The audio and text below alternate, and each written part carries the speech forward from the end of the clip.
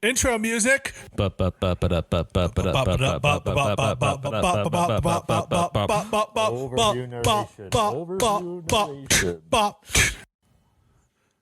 My name is Joey. My name is James. And this is the brother. And this is the Brothers Padre. I know. This week we're going to be talking about spring training, James. It's back. It's super serious. Super serious. Everything matters very much in spring training. Every game matters. Every moment matters. Every inning matters. This is true. Every inning in a seventh inning game is like where little leaguers matter. Yeah, so if you're not familiar with spring training baseball, welcome to the spring. It's always a fun time for baseball fans. You get to see your favorite players that haven't played for several months, and you see them again play spring training baseball, see them train in backfield. It's a lot of fun as a baseball fan. This is the trailers before the movie.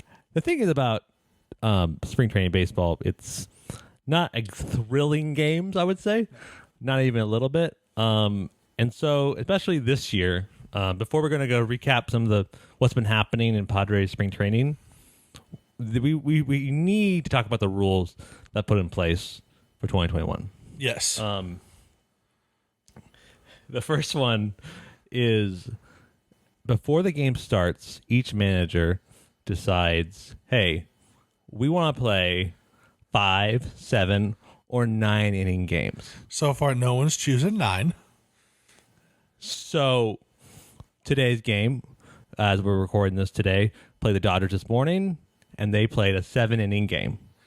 We won, though, but that's still... And it matters a lot. It matters so much that we beat them the first time, and we beat Bauer Boy. Yes. Who only pitched 2 innings, but we still beat 3 innings. I can't remember. He didn't pitch a lot. No, he didn't, but it doesn't matter. We still beat him. That's one of the new rules. And the second cool, fun new rule... Super cool. is after... Super cool. After 20 pitches... the manager has the ability to just end the inning.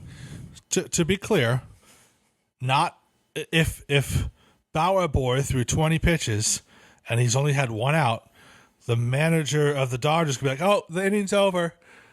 And that's what's happening. There has never been 2 rules written.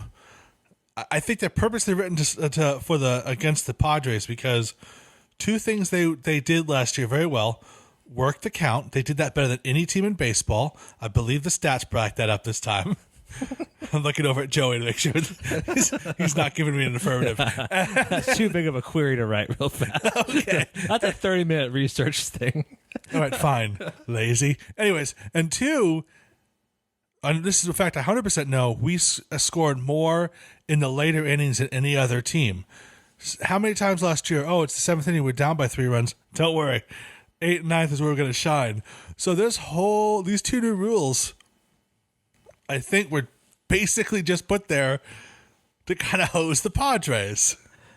Yeah, you and I have gone to spring training games before. Yes. Like we said. Super serious. It is not thrilling games. Just to give you a caveat, it's not uncommon to see celebrities play in these games. I have been to a game, and I have seen Garth Brooks in a Padres uniform playing for the Padres. I kid you not. Oh, it was funny. That was a frustrating spring training because there were more Garth Brooks fans there than there were Padre fans. Listen, I definitely have a Garth Brooks signed ticket stub. So do I. I have a ball signed by Garth Brooks so ridiculous. on the sweet spot. We use that example to showcase how serious these games are. So after you're seeing Tony Gwynn bat, you see a guy who has platinum records try to hit a ball going 90 miles an hour. At least James is dying over that. James is literally dying. Oh man, that's true. He got a hit. We saw him get his only hit, and it was fun. Here's an example for how unserious spring training is. You can afford concessions in spring training. Fair. Very true. It's super fun, and if you're a very serious baseball fan, love the team, love the characters, and want to get to be up and close with those players, it's way easier at spring training than it is at any major stadium. Oh yeah.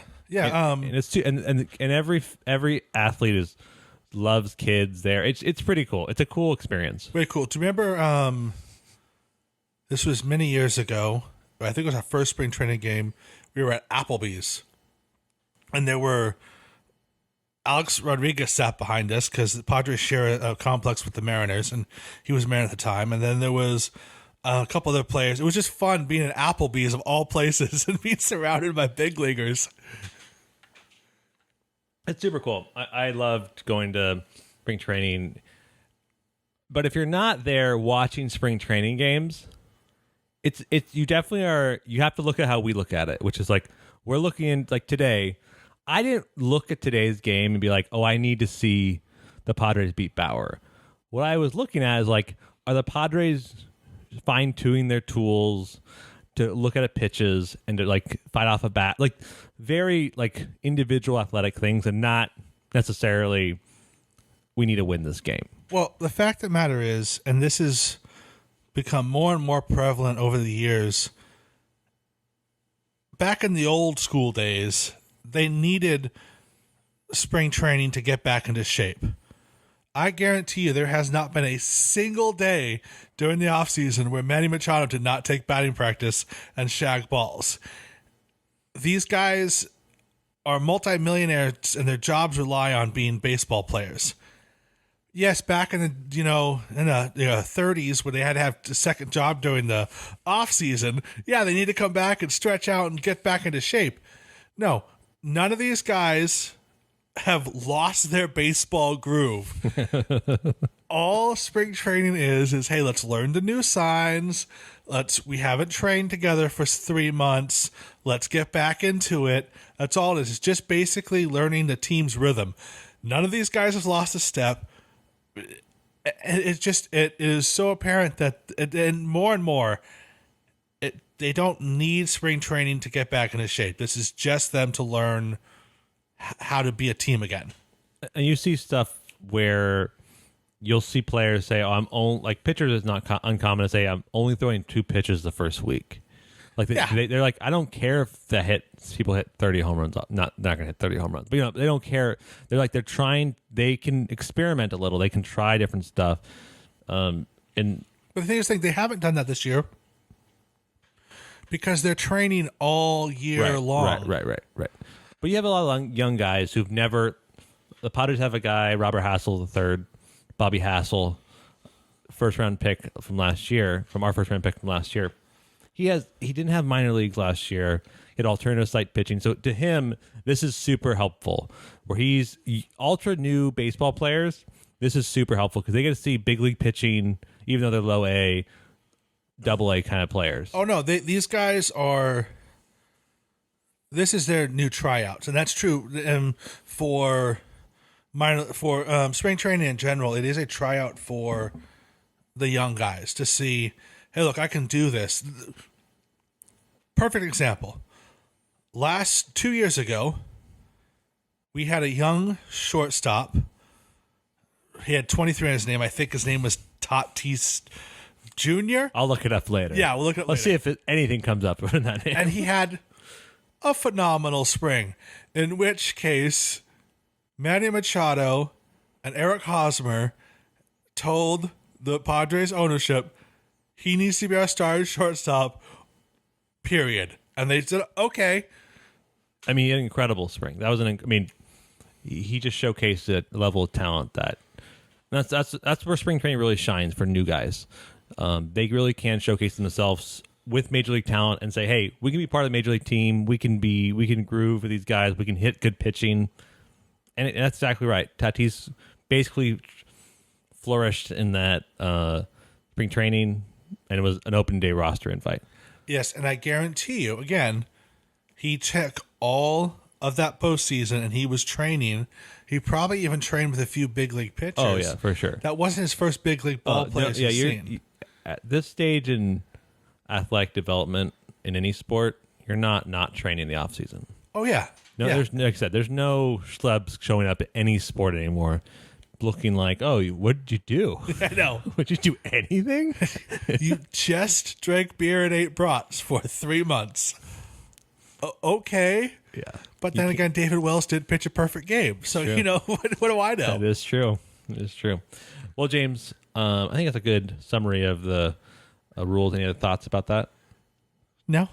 We beat the Dodgers. We did beat the Dodgers today. What's more to talk about? Who cares about what the rest of the records are?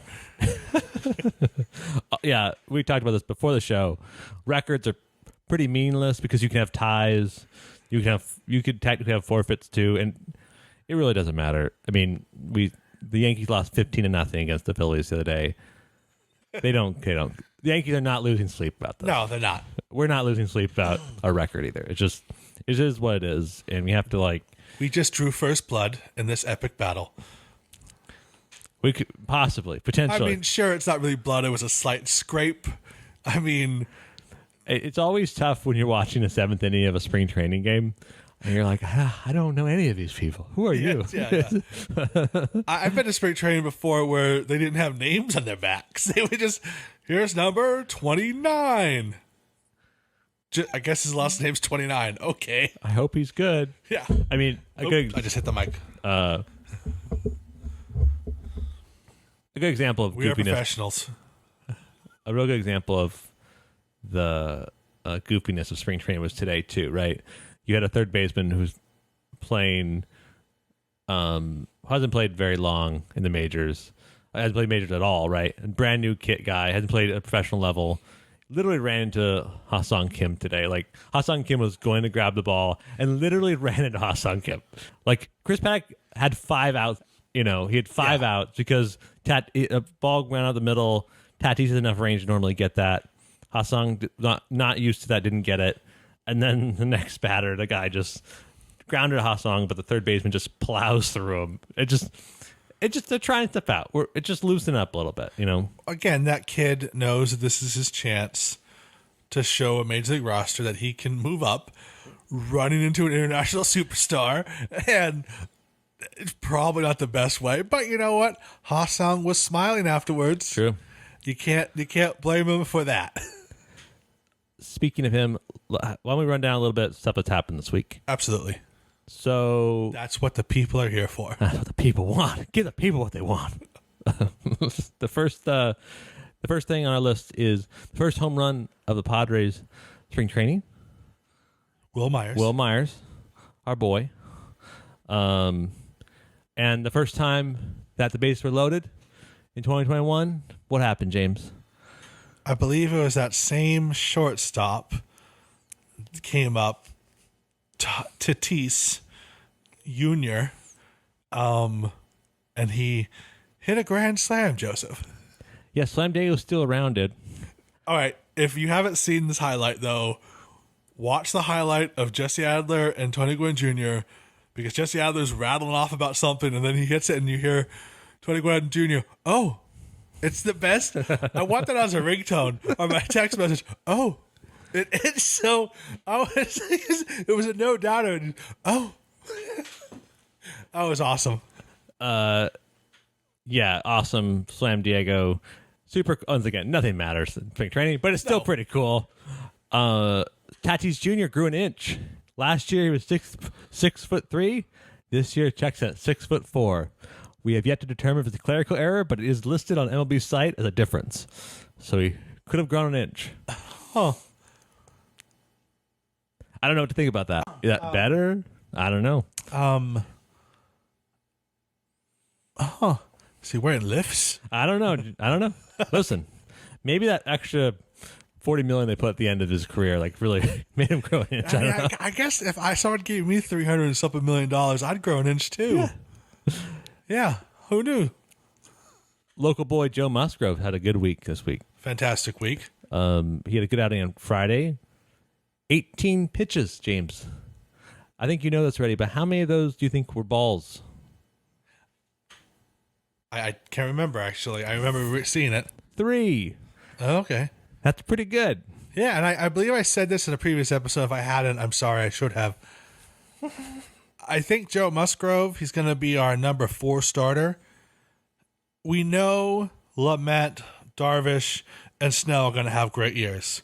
But if he can have a great year, we're going to be a 100-plus game winning team, and we're going to have the best starting rotation ever. And I think he's out there to prove that he's going to be one of our top pitchers. Hometown boy, he has a 2.8 ERA every time he pitched in San Diego, because he always brought his A game, pitching in front of his family and his hometown. And I just think he wants to keep that tradition going. I'm really looking forward to seeing him in the lineup. But again, I'm looking forward to seeing everybody pitch.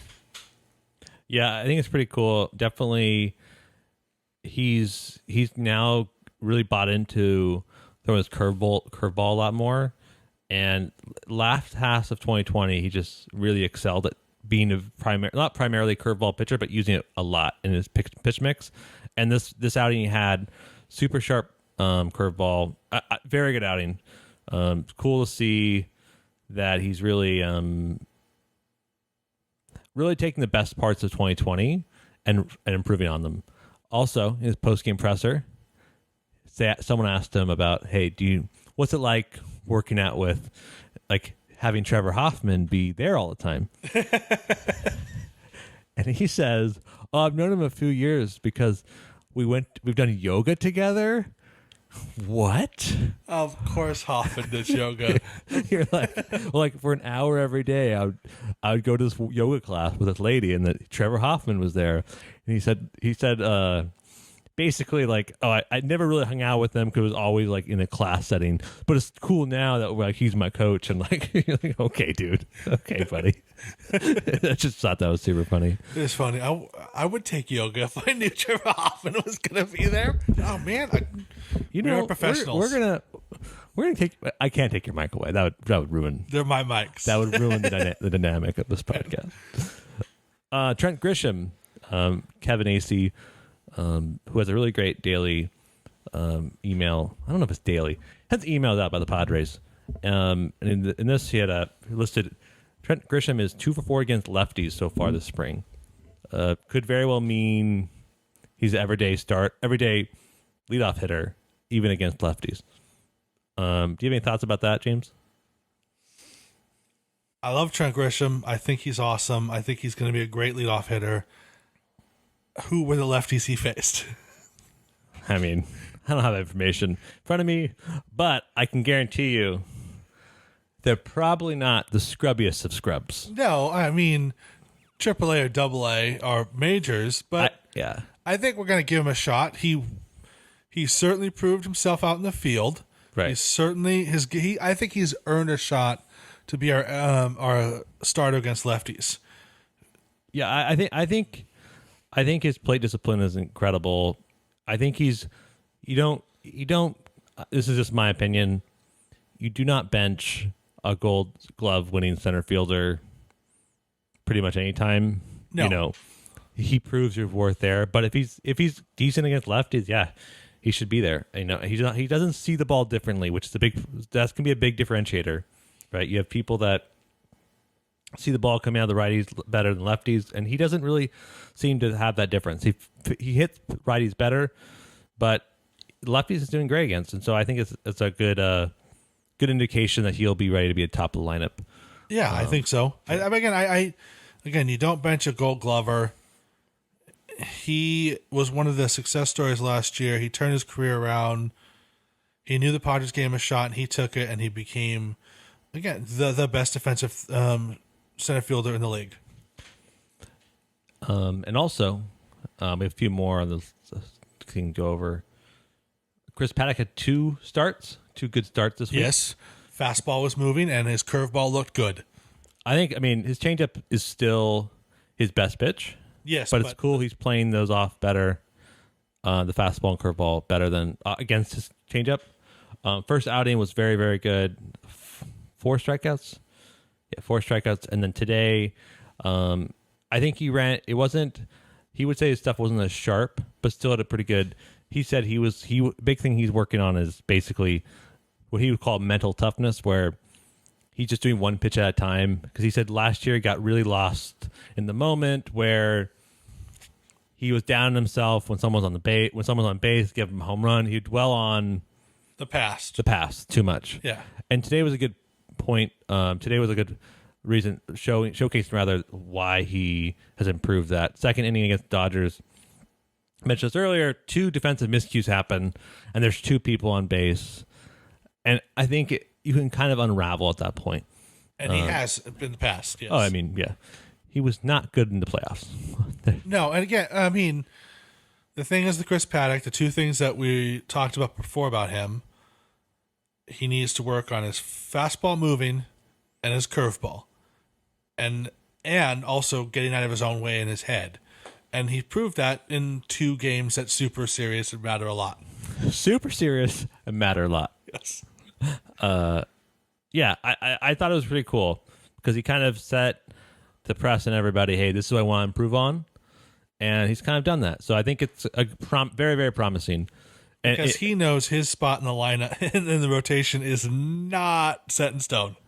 If we see 2 good Mackenzie Gore starts, yeah, he has the right to be freaked out. Yes, he does. Yes. Mackenzie Gore, speaking of him, also had a good start. I think it's interesting. I last season I felt like he was closer to becoming a major league piece than this season. I don't know what it is. I think the hype around him was so big last year. We've talked about this before. Mackenzie Gore has been before Tatis. I mean, I feel like the discourse has been Mackenzie Gore, Tatis has been just as loud in prospect land for the Padres. And I thought last year there was more hopes that Gore would help the major league roster earlier last year. And obviously last year was a little bit of a weird year. Yes, of course. I don't know what happened, but no, yeah. But a little bit of a weird year. And this year I feel like that's what it will say in all the history books. 2020, bit of a weird year. Nothing to really talk about. A little bit of a speed bump. But yeah, I think this year it's kind of not like a wait and see, but because we have so stacked pitching rotation, we can kind of give him a flexibility to be like, hey, you can pitch alternative site for a couple months. You could just I wouldn't be surprised if Gore doesn't come until 2022. If Snell, Darvish, Lamet, Musgrove, and Paddock are great, I don't know. I wouldn't be surprised. AJ Preller has still talked about doing a 6-man rotation. And because a 6-man rotation, in theory, will make the pitchers last longer throughout the year. If we can have a Gore and a Paddock pitch really well, and that's the thing, we don't have to have them at the end of we could put them in the middle between a Darvish and a Snell, and so you'll have an okay pitcher in between 2 great pitchers. I still want to see Gore pitch this year.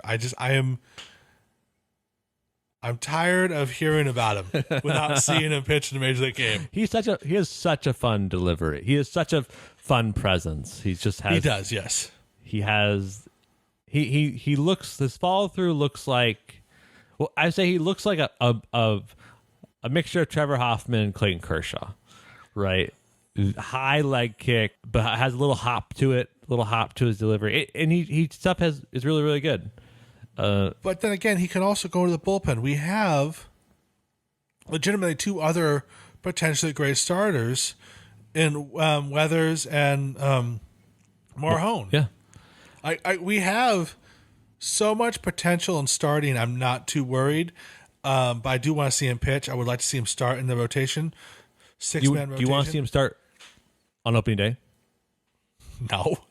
That's what I mean. Like, no. I mean, sorry. Do you want him on the opening day roster? Sorry, my bad. That's yeah. You have the right to be mad about that. It depends on what he does this year. I think he's also pitching for a spot.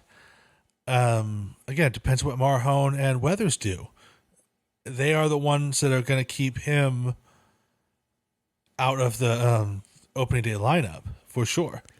And I think you're right, but also there's just because did you see Weathers come into talk about somebody who made a transformation? Best shape of his life. Yeah, that dude lost like 20 pounds.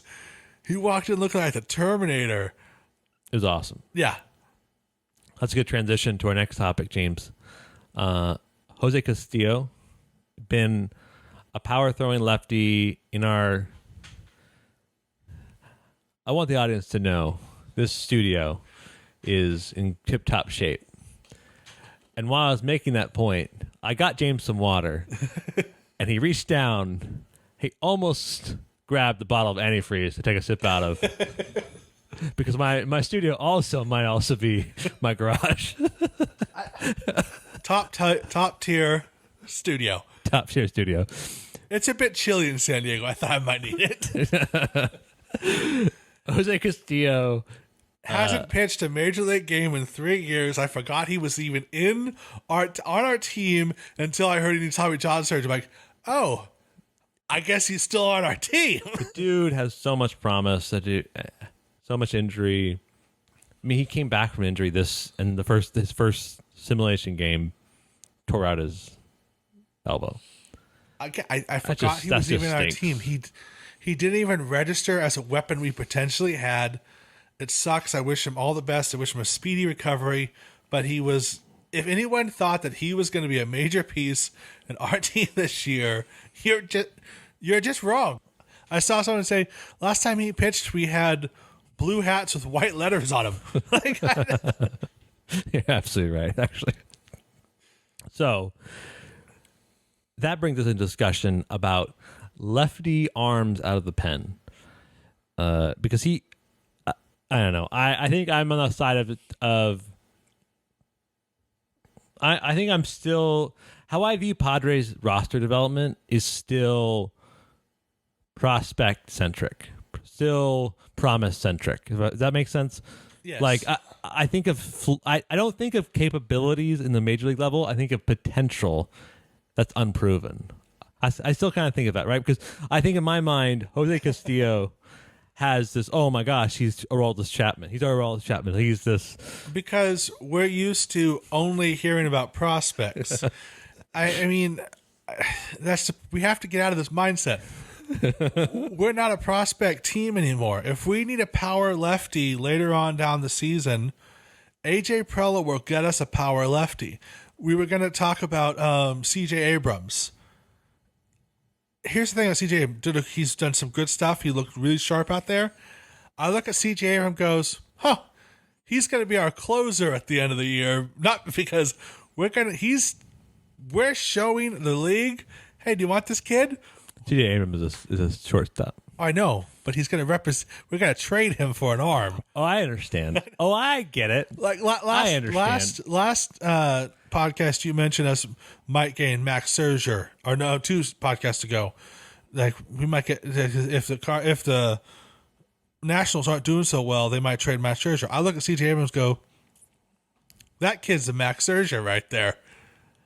Yeah, I mean the big name that's been floated around power lefty is Josh Hader. Yes, for a very long, not a long time, about 2 weeks now. Yeah, and I don't know. He's a good pitcher. Supposedly the ask is more than Joe Musgrove deal from the Pirates. They want, if I remember correctly, they wanted Cronenworth, Morhone, and another prospect. I think that's generally what people are, something with 2 major league pieces and like a good prospect. I don't like that at all. No, not at all. And I think that's a subtractive move. True. I don't think that's a move we make if come the trade deadline. We absolutely need a power lefty. It would suck, but we would get rid of a couple players to make our final run. You don't make that kind of a deal at the beginning of the season. Yeah. Especially when we have a Morahone and we have a Weathers and we have a Gore. Two of them have been the majors already. One of them did very well actually, they both did pretty good in the playoffs. They've already played the highest level in baseball and succeeded. I think they're chomping at the bit to prove themselves. Yeah, I mean, so right now our two lefties that are projected to be in the bullpen are Drew Pompom and Tim Hill. Tim Hill, pride of Palomar College, our alma mater. Yes. Don't mock Palomar College. I don't know. Here's the thing. I don't think you need a power lefty, but it'd be nice. So here's the game I'm gonna play with you. Is bringing Weathers in as a bullpen piece, is that better than say Josh Hader and or Josh Hader minus Jake Cronenworth?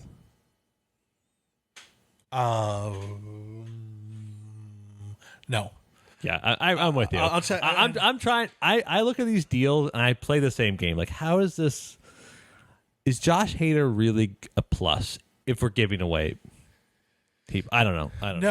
No, because again, he's not a plus right now. We have enough pieces, I think, to be a very competitive team.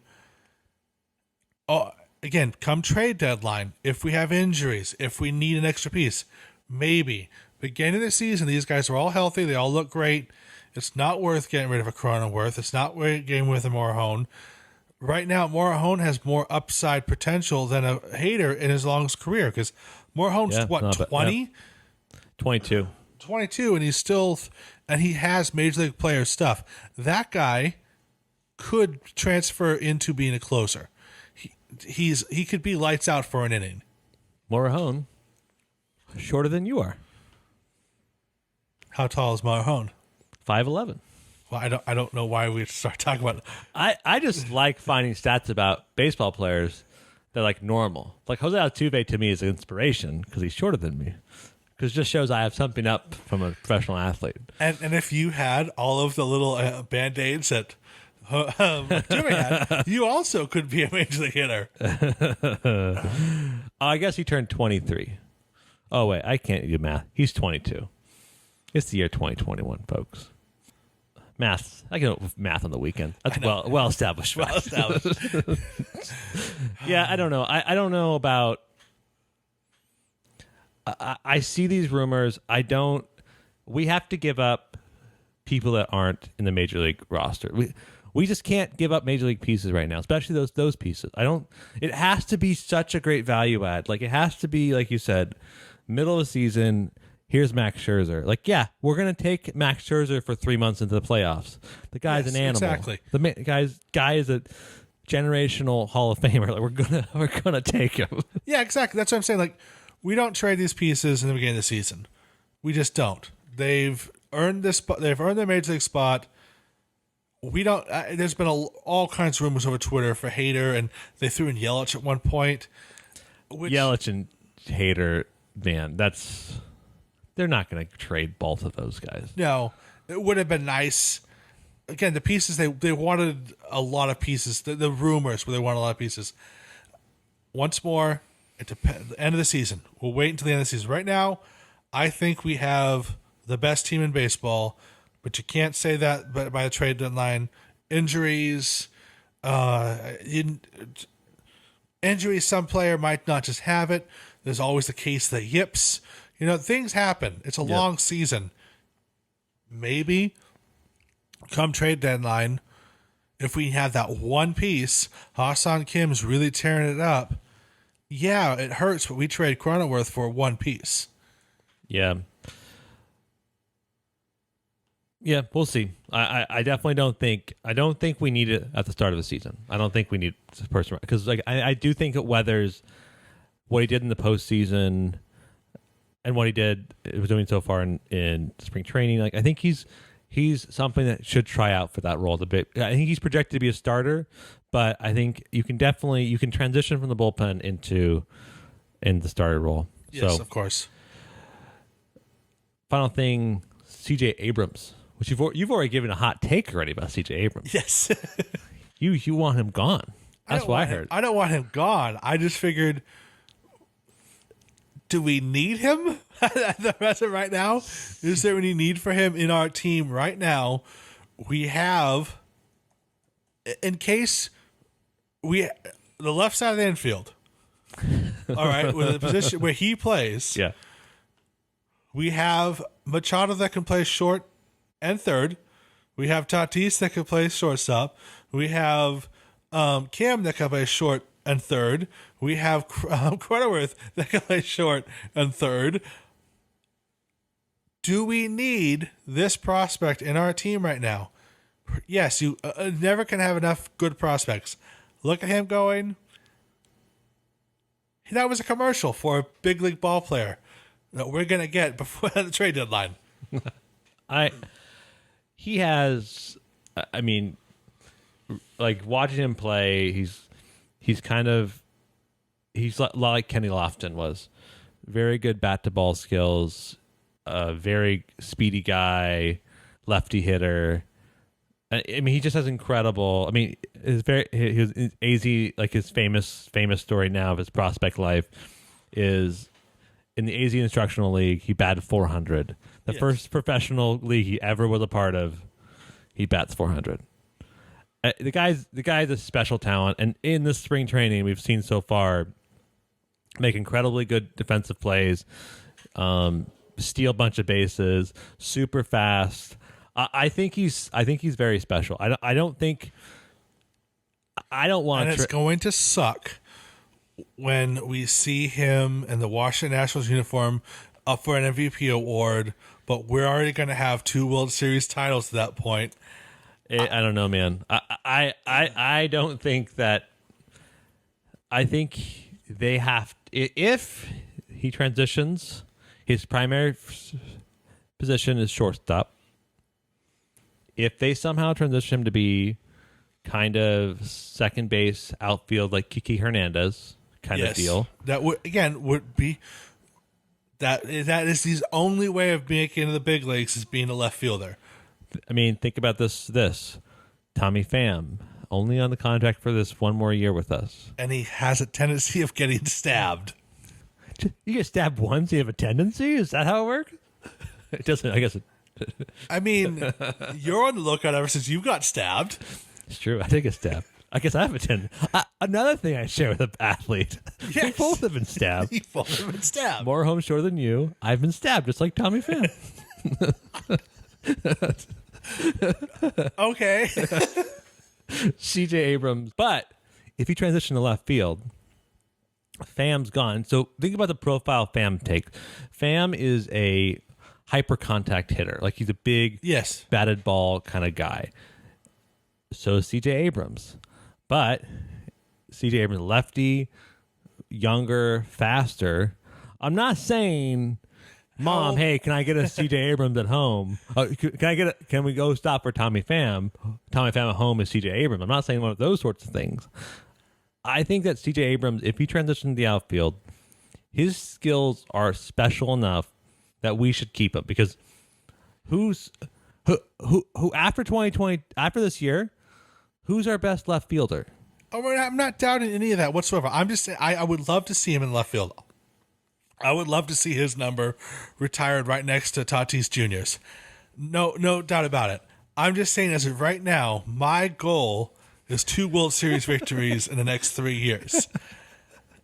If we need a big league ball player come trade deadline, I think right now C.J. Abrams is the best chance we have to be dealt with. I mean, again, we might trade a Cronenworth because we know we have Abrams there. But I think Cronenworth has definitely proven himself a big league ball player, and Cronenworth's also proven himself he can play outfield and infield no matter what. The guy could probably even catch. We know he can pitch. I mean, the guy could do everything. Yeah. And he's a left-handed contact hitter. You don't give up somebody like him because he is definitely a better tool on the bench than a CJ Abrams right now. Yeah, this is always the toughest thing as kind of like a in-depth fan, because you kind of do want a prospect hug. You don't want to really ever give up, because you want the potential. Once again, you want the ceiling. You want to say, hey, this guy could be Kenny Lofton. This guy could be, a generational talent. And I don't know. I still think that we shouldn't. If we give up someone like him, I mean, he's number 8 in top 100 prospects currently. Oh, I know. I'm not. I would love to keep him. I'm trying my best to make you make you the villain here. I'm trying my hardest. Oh, I don't disagree with you, but it has to be someone of that caliber. It cannot be. I know Preller has proven that he if we give up CJ Abrams, it has to be for someone. It has to be someone that guarantees us a level of athleticism and a World Series level success. That's incredible. Like Scherzer. If we give up CJ Abrams, in theory, again, this is all speculation between two brothers. If we give him up, I want us in the World Series. That's just it.